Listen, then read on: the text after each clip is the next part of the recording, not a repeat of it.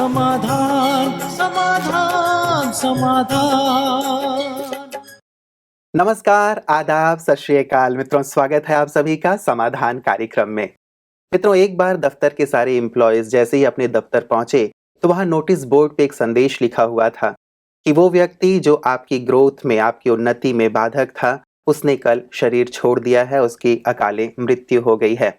उसे meeting hall में रखा गया है, इसीलिए सभी से हम निवेदन करते हैं कि एक एक करके मीटिंग हॉल में जाएं और वहां जाकर उसके अंतिम दर्शन करें। जैसे ही सभी ने ये समाचार सुना, पहले तो उन्हें दुख हुआ, लेकिन बाद में थोड़ी खुशी भी हुई कि चलो वो बंदा चला गया यहाँ से जिसके कारण मेरी उन्नति रुकी हुई थी, अब मैं बहुत उन्नति करूंगा। एक एक करके सभी लोग हॉल के पास पहुंचे। एक एक को एंट्री दी जा रही थी गार्ड के द्वारा वहां पे। जैसे ही व्यक्ति अंदर जाता था और जब वो बाहर आता था तो बड़ा ही गंभीर सा चेहरा लेके आता था। लोगों को ऐसा लगता था कि शायद इसके किसी बहुत ही करीबी सहयोगी की मृत्यु हो गई है। लोग अपने आप में सोच रहे थे कि शायद ये होगा, ये होगा, ये होगा। एक एक करके सभी गए, बाहर आ गए। अंत में एक ऐसे एम्प्लॉय की बारी आई जो बहुत पुराना था और उसे सभी से शिकायत रहा करती थी कि ये कंपनी इतनी सैलरी नहीं देती है, या मेरा बॉस ऐसा है, या मेरे साथी ऐसे हैं। शिकायत ही शिकायत रहती थी और सबसे शिकायत करते हुए वो अपनी उन्नति में बाधक सबको माना करता था। वो भी अंत में प्रवेश करता है, जाता है वहां पे जहां पे वो ताबूत रखी हुई थी। ताबूत के अंदर झांकता है कि कौन है आखिर वो। तो उसके अंदर एक बड़ा सा आईना रखा हुआ होता है और आईने में उसी व्यक्ति की शक्ल उसे दिखाई देती है। वास्तव में जो भी अंदर आ रहा था अपनी ही शक्ल देख रहा था और वहां पास में ही एक संदेश लिखा हुआ था कि वास्तव में कोई भी व्यक्ति आपकी उन्नति में बाधक नहीं है। बाधक आप स्वयं हैं। यदि आप चाहें तो आपकी उन्नति को कोई नहीं रोक सकता। आप अपने जीवन में क्रांति ला सकते हैं। आप उस बुलंदी तक पहुंच सकते हैं जिस बुलंदी तक आप पहुंचना चाहते हैं। आप केवल दूसरों को देखते हैं, दूसरों की शिकायत करते हैं, इसलिए शायद आज आप वहीं हैं। इसलिए कृपया आप किसी की शिकायत ना करें, खुद को बदलें। मित्रों, कितना सुंदर संदेश है ना। कंपनी बदल लेने से, अपने साथियों को बदल लेने से या बॉस के बदल जाने से हमारी उन्नति हो, ऐसा नहीं होता।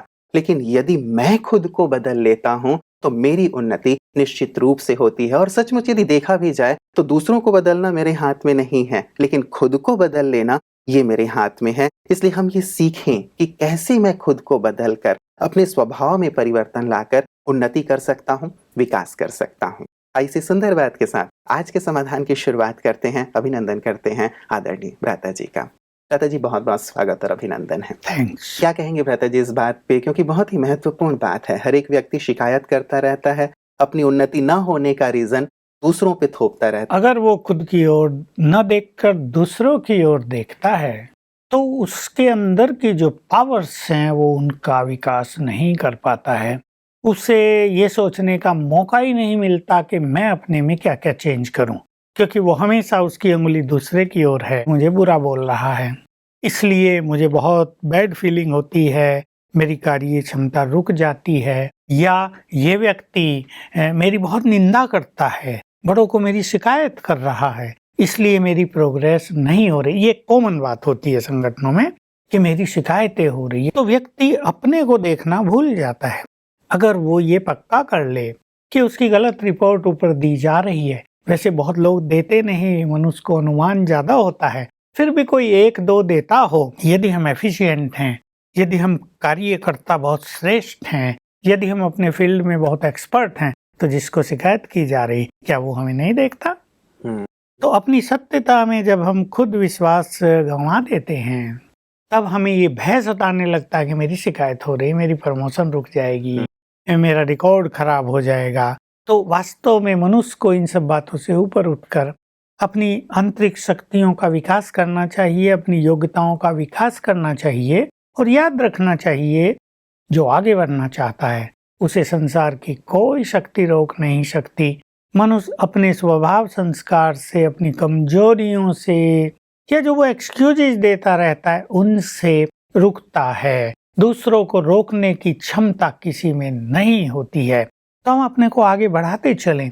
यदि हमारे पास सत्य की शक्ति है तो हमें महसूस होगा, मान लो कहीं किसी ने गलत रिपोर्ट कर दी और उन्होंने मान ली और हमारे लिए कुछ गड़बड़ कर दी, तो हमें याद रखना चाहिए सत्य की हमेशा विजय होती है। जब सत्य सामने आएगा तो आप और पावरफुल होकर निकलेंगे। कोई एक द्वार बंद कर रहा है तो 2 द्वार खुले हैं। जो योग्य व्यक्ति है उसके लिए प्रगति का द्वार कभी भी बंद होता ही नहीं है।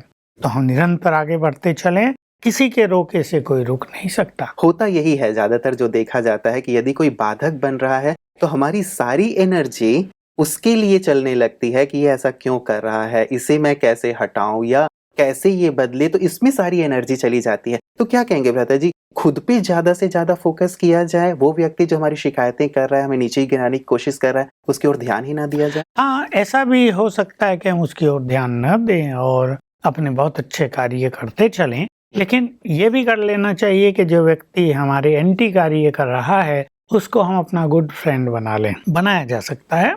स्पिरिचुअल पावर ऐसी ही चीज है जो हमारे वाइब्रेशंस के द्वारा शत्रु को भी मित्र बना सकती है। तो मैंने कई एक्सपेरिमेंट कराए हैं और एक सिंपल सी बात है जो मैं सबको बताना चाहता हूँ। सवेरे उठते ही 7 बार संकल्प करें, मैं मास्टर सर्वशक्तिवान हूँ। 7 बार याद करके उस व्यक्ति को आत्मा देखें, यहाँ मस्तक के मध्य में ये आत्मा है, और संकल्प दें she is my good friend. बस ये फीलिंग देने लगे वो सचमुच मेरा गुड फ्रेंड है। बस हमारे गुड वाइब्रेशंस उसको जाएंगे, वो व्यक्ति रियलाइज करेगा कि मैं जो कुछ कर रहा हूँ वो गलत है, और वो हमारे समीप आएगा, हमारे फेवर में हो जाएगा, बिल्कुल पॉजिटिव हो जाएगा। तो भ्राता जी, कितना वक्त लग जाता है ये करने में, और हमें दिन में कितनी बार ये अभ्यास जो आपने कहा कि आत्मा देख के करना चाहिए? क्योंकि ज्यादातर यही होता है कि हमारा ज्यादा वक्त ये सोचने में जाता है कि ये व्यक्ति बहुत खराब है, गंदा है, मेरे मार्ग में अवरुद्ध मतलब बन रहा है, और ये वाली जो वाइब्रेशन है शायद इसकी ना तो चर्चा है ना चिंतन है। क्या और कितनी बार किया जाए? हाँ, इसी चीज को एजुकेट हम कर रहे हैं, लोगों को एजुकेट कर रहे हैं कि मनुष्य अपने मन की शक्ति को पहचाने। अगर वो मनुष्य सारा दिन उसी के बारे में सोच रहा है तो इससे निगेटिव एनर्जी उसको जा रही है और उसके वो निगेटिव फीलिंग्स और बढ़ती रहती है। मान लो विरोध कर रहा है तो उसकी विरोध करने की ताकत को हम और प्रबल कर रहे हैं। इसलिए ये समझ लेना चाहिए कि हमारा हर संकल्प जिसके लिए हम कर रहे हैं वो उसको प्रभाव डाल रहा है। निगेटिव होगा तो उसकी निगेटिव शक्तियों को बढ़ाएगा और पॉजिटिव होगा तो उसको पॉजिटिव करेगा। तो ये काम करना चाहिए सवेरे आँख खुलते ही, जब हमारा सबकॉन्शियस माइंड एक्टिव है और जब उस व्यक्ति का भी सबकॉन्शियस माइंड एक्टिव है तो हमारे थॉट्स उस व्यक्ति को जाएंगे। तो धीरे धीरे मन का चिंतन हमारे ही चेंज हो जाएगा और फिर दिन में ये हम ध्यान रखें कि हम उसको अपना शत्रु न माने। बस he is my good friend. जब भी कुछ निगेटिविटी मन में आए संकल्प कर know he is my good friend, he will cooperate with me. इस तरह के संकल्प करने से बहुत जल्दी, कोई 7 दिन में, कोई 10-15 दिन में, कोई 21 दिन में बिल्कुल गुड रिजल्ट पाते हैं। हम पहले सुना करते थे कि आध्यात्म जगत में ये बातें होती हैं, संत अपने शत्रुओं को शत्रु नहीं मानते हैं लेकिन मित्र बना लेते हैं। लेकिन आजकल प्रचलन ऐसा हो गया है कि टिट फॉर टैट, तुमने मेरे लिए 2 किया तो मैं तुम्हारे लिए 4 करूंगा, 4 किया तो मैं 8 करूंगा। तो शायद ये जो प्रचलन है, प्रथा है या विचार है, गलत है। कलयुग में निगेटिविटी के कारण और मनुष्य के अंदर जो बहुत विकार बढ़ गए हैं उसके कारण ये बदले की भावना ज्यादा प्रबल रहती है। यानी अपने घरों में भी रहती है, पति पत्नी के बीच भी रहती है, बच्चों में भी रहती है। हमारे पास तो केसेस जाते हैं तो देखते हैं कि बच्चे में अपने बाप के प्रति बहुत रिवेंजफुल फीलिंग है, उसने मुझे बचपन से ही कष्ट दिया है। अभी बाप कष्ट तो देता नहीं पर चलो कुछ डांट फटकार की हो उसके फायदे के लिए, तो बच्चे सोचते हैं कि उसने हमें प्यार नहीं दिया और हम बड़े होके इसे मजा चखाएंगे, जब ये बीमार होगा इसको हॉस्पिटल में डाल आएंगे। तो सोचते रहते हैं कुछ कुछ। तो एक्चुअली ये कलयुग में इस चीज का प्रभाव बहुत ज्यादा दिखाई दे रहा है। बिल्कुल जो नजदीकी संबंध हैं जिनमें कभी बहुत प्यार हुआ करता था, ऐसे भी केस आए कि 2 का प्यार था, दोनों ने शादी कर ली, फिर टकराव हुआ, डिवोर्स हो गया। अब लड़की सोच रही है इसको मजा चखा कर छोड़ूंगी। उसकी सारी एनर्जी उस व्यक्ति के बारे में नेगेटिव सोचने में, उसे कैसे बदला लें, इसमें ही चलती रहती है। और अगर मनुष्य अपने को पॉजिटिव कर ले, अगर वो सोच ले कि भाई ठीक है, जिनको स्पिरिचुअल ज्ञान है वो जानते हैं कि भाई ये सब इस विश्व ड्रामा में उस आत्मा का पार्ट था, या हमें और उसके साथ इतना ही समय बिताना था, या बाप था वो डांट रहा था तो वो हमारे कल्याण के लिए डांट रहा था। भाई मोबाइल पे ज्यादा न रहो, भाई टीवी ज्यादा न देखो। वो डांटते क्यों हैं? ताकि बच्चे पढ़ें और उनका भविष्य बहुत सुधर जाए। अगर हम हर चीज को रियल रूप में समझ लें कि दूसरा व्यक्ति ऐसा क्यों कर रहा था, पॉजिटिवली ले लें, तो बहुत सारी चीजें खत्म हो जाती हैं। भ्राता जी, जैसे हमारी चर्चा चल रही है कि कंपनी में साथियों के बीच थोड़ी बहुत खींचतान तो रहती है और कोई ना कोई प्रॉब्लम आती रहती है। वैसा ही एक मेल भ्राता जी हमारे पास दुबई से आया है, पहला मैं वही ले रहा हूँ। ये सुनीता जी हैं। ये कहती हैं, ओम शांति सूरज भाई, my name is Sunita. I am working in a IT company in Dubai as marketing coordinator. I am doing work as sales also. My problem is I have not worked before as sales. Now I have knowledge of sales, but he wants me to bring business every month as per his expectation. There is lot of pressure on me. He always says you don't know anything. You have to bring business. With these words, I become demotivated and don't feel like working and don't feel like talking with anyone. I lost self-confidence. My colleague thinks I can do anything. What to do? Please help me. अभी बात है कि इनको अपना self confidence बढ़ाना है और इनके जो ऊपर वाले हैं उन्हें भी ये नहीं कहना चाहिए यू नो नथिंग। उन्हें इनको एनकरेज करना चाहिए। ये उनकी गलती होगी अगर वो ऐसा कहते हैं, बल्कि इन्हें कुछ सिखाना चाहिए। Do like this, do like this, do like this. फिर भी ये बहुत अच्छी स्पिरिचुअल प्रैक्टिस कर सकती हैं। जैसे ही सवेरे आँख खुले, जब सबकॉन्शियस माइंड जगा है, तो ये पहला 7 बार संकल्प करें, मैं मास्टर ऑलमाइटी हूँ, मेरे अंदर फुल सेल्फ कॉन्फिडेंस है, मैं सेल्स के काम में बिल्कुल परफेक्ट हूँ, मैं बहुत अच्छा बिजनेस लाऊंगी, मैं बहुत भाग्यवान हूँ, मैं टैलेंटेड व्यक्ति हूँ, मैं सब कुछ कर सकती हूँ, मेरे साथ गॉडली पावर्स हैं। इस तरह के थॉट्स 3-4 बार कर लें सवेरे उठते ही, तो इनका कॉन्फिडेंस बहुत जल्दी डेवलप हो जाएगा। और मुझे विश्वास है, क्योंकि हर व्यक्ति को हर चीज का अनुभव नहीं होता, कोई जन्म से ही तो अनुभवी नहीं पैदा हुआ है। तो शुरू करें और अनुभव होता जाएगा। कहीं थोड़ा बहुत अप्स एंड डाउन्स होंगे, लेकिन ऐसे सुंदर संकल्प रोज करेंगी। और एक आधा घंटा राजयोग मेडिटेशन भी रोज सवेरे कर ले। और जैसे अपने परम पिता से सफलता का वरदान ले ले, रोज सवेरे सूक्ष्म लोक में जाए, सामने बाप दादा को विजुअलाइज करे।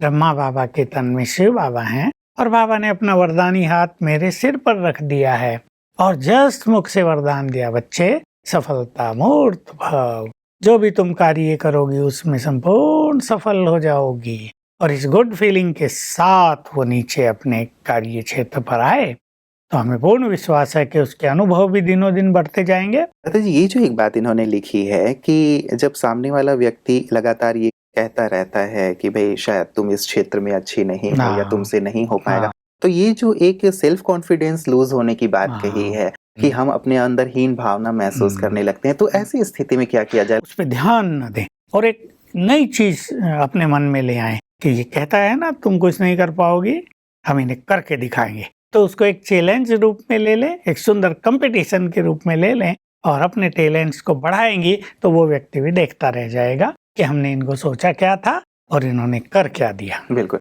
भ्राता जी, सामने वाला एक्सपेक्ट भी बहुत करता है। कई बार ऐसा होता है, चाहे बिजनेस का फील्ड है, ये रहता ही है कि हम एक दूसरे से ये करते हैं।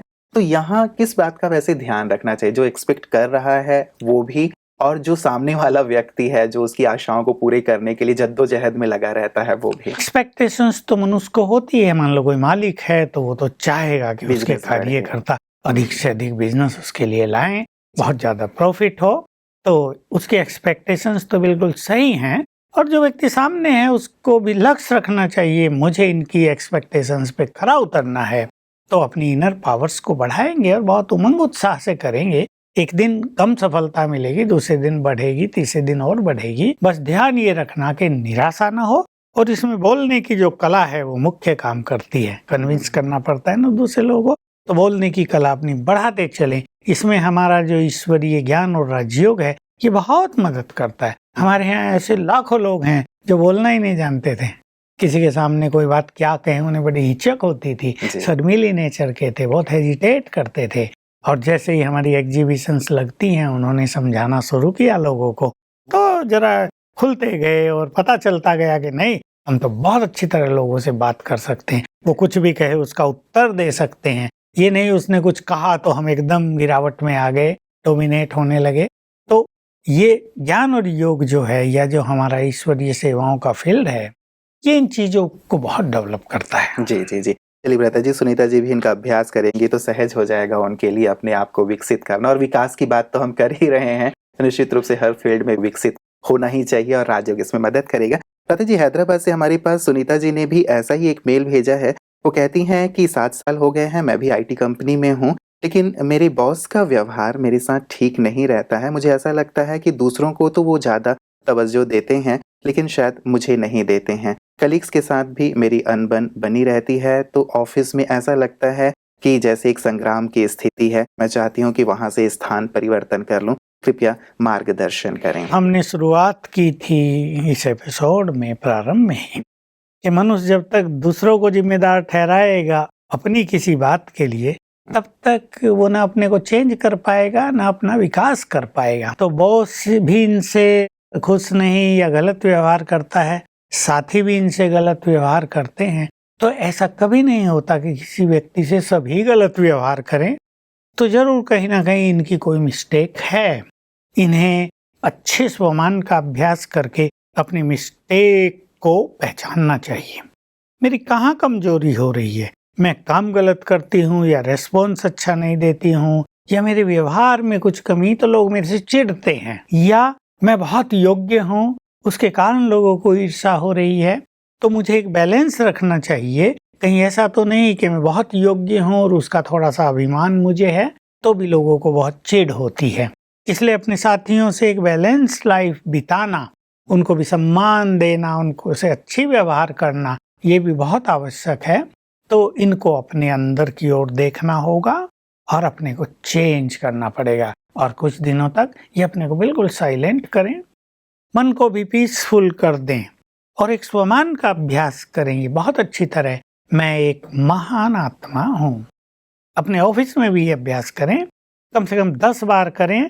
मैं इस सृष्टि की एक महान आत्मा हूँ और ये जो मेरे साथी हैं या बॉस हैं, दे आर गुड सोल्स। बस इस तरह के अभ्यास करने से इनके अंदर स्वयं में चेंज आएगी। अगर कोई कमी काम कर रही है तो बदल जाएगी, और दूसरे भी सब गुड सोल्स हैं। इस फीलिंग के कारण अच्छे वाइब्रेशंस इनसे उनको जाएंगे तो फिर उनके वाइब्रेशंस भी बदल जाएंगे। मतलब स्थान परिवर्तन की नहीं, आवश्यकता उसकी नहीं कोई है, जैसा ये सोच रही कि मैं इस स्थान को बदल दूं। क्योंकि जिस स्थान पर ये जाएंगी वही कठिनाई फिर वहां आएंगी। ऐसा कई लोगों के अनुभव से हम जानते हैं कि स्थान परिवर्तन से स्थिति परिवर्तन कभी नहीं होती है। इसलिए अपनी स्थिति को परिवर्तन करो तो स्थान को परिवर्तन करने की जरूरत नहीं लेकिन रहेगी। लता जी, कई बार ऐसा होता है जैसा आप कह रहे हैं, मुझे अपनी गलती शायद नहीं दिखाई देती है। मुझे सामने वालों की गलतियां तो दिखती हैं कि ये लोग मुझसे ऐसा व्यवहार करते हैं, लेकिन मेरी किस गलती के कारण, मेरी किस कमी के कारण ऐसा हो रहा है, ये व्यक्ति फाइंड आउट नहीं कर पाता। ये पहचान ले कि मेरी गलती कहाँ है, वो तो इस संसार में बहुत महान हो जाता है। और जो व्यक्ति बहुत ईगोलेस है वो जल्दी पहचान लेता है, क्योंकि ईगो एक ऐसी दीवार है जो हमें कुछ भी देखने नहीं देती। अपने अंदर ही वो दीवार हम बना लेते हैं। इसलिए ईगोलेस होकर अच्छे स्वमान का अभ्यास करें तो अपनी गलतियों की डीप रियलाइजेशन होगी। और न केवल हम रियलाइज करेंगे, अपनी गलती को स्वीकार करेंगे और अपनी गलती को चेंज करने की हमें शक्ति भी आ जाएगी, क्योंकि शक्ति की बहुत जरूरत है। कई लोग ऐसे हैं जो अपनी कमियों को जानते भी हैं बट दे कांट चेंज। तो उसके लिए हमें पावर की भी जरूरत होती है जो राजयोग से हमें मिलती है। तो ये अभ्यास ये करें तो बहुत अच्छी इन्हें फीलिंग होगी, बहुत जल्दी सब कुछ बदल जाएगा। जी जी जी, आपकी बात से तो लगता है व्रता जी कि कंपनीज में भी राजयोग का अभ्यास कराया जाना चाहिए। एक दूसरे के प्रति एटीट्यूड्स अच्छे रखना, हाँ। एक दूसरे के साथ कोऑपरेट करना, उसको सिखाना अच्छी चीज है। तो कंपनी में अगर 10 लोग काम कर रहे हैं तो 10 का 10 एक परिवार बन जाए। होता क्या है, वहाँ लड़कियां भी हैं, लड़के भी हैं, सब यंग हैं, एक दूसरे के लिए थोड़ी निगेटिव दृष्टि रखते हैं, कहेंगे तो क्रिमिनल दृष्टि भी रखते हैं। उससे माहौल बहुत निगेटिव हो जाता है। तो अगर कंपनीज में ये एजुकेशन भी दी जाए, पीसफुल और एक प्योर एटमॉस्फेयर अपनी कंपनी में बनाए, तो शायद डबल काम कर सकें। बिल्कुल बिल्कुल, इससे कार्य क्षमता बहुत बढ़ जाती है। जी चलिए, बहुत सुंदर बात से आपने अंत किया व्रता जी कि कंपनी ना रहे, एक परिवार बन जाए, और परिवार में जैसे एक दूसरे से प्यार होता है वही प्यार सबके बीच होगा तो विकास भी बहुत होगा, कार्य करने में आनंद भी आएगा। आज की सुंदर चर्चा के लिए भ्राता जी आपका बहुत बहुत शुक्रिया। मित्रों, सचमुच परिवार एक बहुत ही प्यारा सा शब्द है और हम कहीं पे भी हैं, चाहे किसी भी संस्थान में कार्य कर रहे हैं, किसी भी कंपनी में कार्य कर रहे हैं, यदि उस स्थान में एक पारिवारिक माहौल बना दिया जाए तो सचमुच बहुत ज़्यादा आनंद आता है। किसी प्रकार का द्वेष नहीं रहता है, किसी प्रकार की खिटखिट नहीं रहती है। जैसे परिवार में हम प्यार से रहते हैं वैसे वहाँ भी प्यार से रहते हैं, अपने कार्य को एंजॉय करते हैं। लेकिन जहाँ से मैंने शुरुआत की थी, सचमुच बहुत ही महत्वपूर्ण बात है, आज आप इस पे विचार ज़रूर कीजिएगा कि संसार ही वास्तव में एक दर्पण के समान है और उसमें वही चीज़ दिखाई देता है जो मैं सोचता हूँ, जो मेरा सचमुच का व्यक्तित्व है। क्यों ना मैं अपनी सोच को बहुत ज़्यादा शक्तिशाली बनाऊं, इसे मैं सकारात्मक कर लूं ताकि मैं अपने जीवन में निरंतर प्रगति के पथ पे आगे बढ़ूं। क्योंकि ज़्यादातर ऐसा होता है, जो बॉक्स में रखा हुआ शीशा था उसमें एक मृत व्यक्ति की तरह हम तब तक पड़े रहते हैं जब तक कि हम अपने अंदर के निराशात्मक मैं को नहीं मारते। एक मैं को मारने की ज़रूरत है जो निराशा से भरा हुआ है, जिसके अंदर कोई भी आशा नहीं है, जिसके अंदर थकान है, जो आगे नहीं बढ़ पा रहा है। उस मैं को मारें और आज एक मैं को जीवित करें जिसके अंदर आशा है, विश्वास है, दृढ़ता है, उमंग है और जो जीवन में कुछ कर गुजरना चाहता है। जब इस मैं को जागृत करेंगे तो आप पाएंगे कि आपके मार्ग में कोई बाधक नहीं बन रहा है, बल्कि सभी आपके सहयोगी और साथी बनते चले जा रहे हैं। आज के समाधान में इतना ही। अपना ख्याल रखिएगा और निरंतर आगे बढ़ते रहिएगा। कल पुनः आपसे मुलाकात होगी। नमस्कार।